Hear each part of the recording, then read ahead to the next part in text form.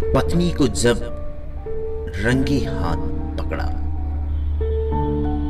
मेरा नाम अशोक है और मेरी शादी को करीब 5 साल हो चुके थे। इस शादी से हमारा एक 3 साल का बच्चा भी था। शादी के पहले 3 साल तो बहुत अच्छे से निकल गए। मेरी पत्नी अपनी जिंदगी से बहुत खुश थी। मैं और मेरी पत्नी अपनी जिंदगी में बहुत प्यार किया। शाम को जब मैं अपनी काम से घर लौटता तो मेरी बीवी मेरे साथ बैठकर खूब बातें करती थी, जो कि मुझे भी बहुत अच्छा लगता था। मेरी पत्नी का नाम आरती है। शादी से पहले वह एक प्राइवेट कंपनी में जॉब करती थी। शादी के 2 साल बाद उसने अपनी नौकरी दोबारा करने के लिए कहा। मैंने पहली बार तो मना कर दिया, लेकिन आरती ने जिद की तो मैंने कहा ओके बाबा, कर लो जॉब, ठीक है, अब तो मानो। जल्दी आरती ने एक प्राइवेट जॉब के लिए इंटरव्यू दिया और सिलेक्ट भी हो गई। आरती पूरे साल के 3 साल के बाद नौकरी करने जा रही थी। वह बहुत खुश थी। अब हमारी जिंदगी काफी अच्छी हो गई थी। घर का खर्चा बड़े अच्छे से निकल जाता था। 1 साल तक सब कुछ बहुत बढ़िया चलता रहा, लेकिन 1 साल के बाद आरती कुछ बदल सी गई थी।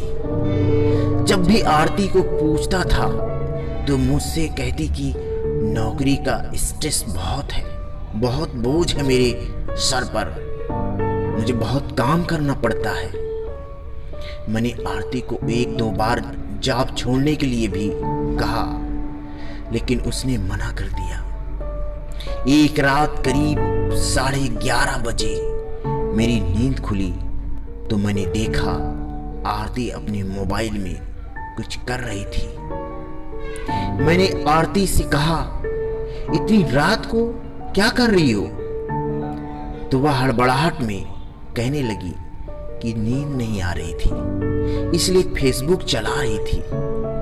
अगले कुछ दिनों में मैंने आरती को कई बार आधी रात को अपना फोन इस्तेमाल करते हुए देखा, जो कि मुझे काफी खटक रहा था। दोस्तों, ऐसा अगर कोई रात में करता है तो जरूर आपको खटक होगी। एक सुबह जब आरती नहा रही थी तो मैंने उसका फोन चेक करने की सोची। जब मैंने उसका फेसबुक अकाउंट खोला तो हैरान हो गया। आरती के फेसबुक में अपने बॉस के साथ कई रोमांटिक मैसेज थे। यही नहीं, आरती ने अपनी कुछ आपत्तिजनक पिक्स भी अपने बॉस को सेंड कर रखी थी।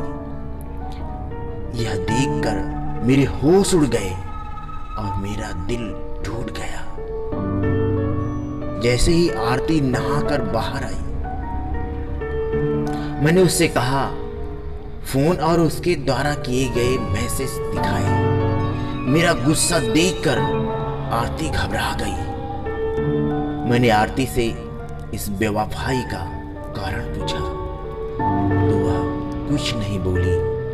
कुछ देर मौन रहने के बाद आरती ने मुझसे कहा, अशोक, तुम चाहे पूरी उम्र जितना भी कमा लो, उतना नहीं कमा सकते जितना रमेश कमाता है।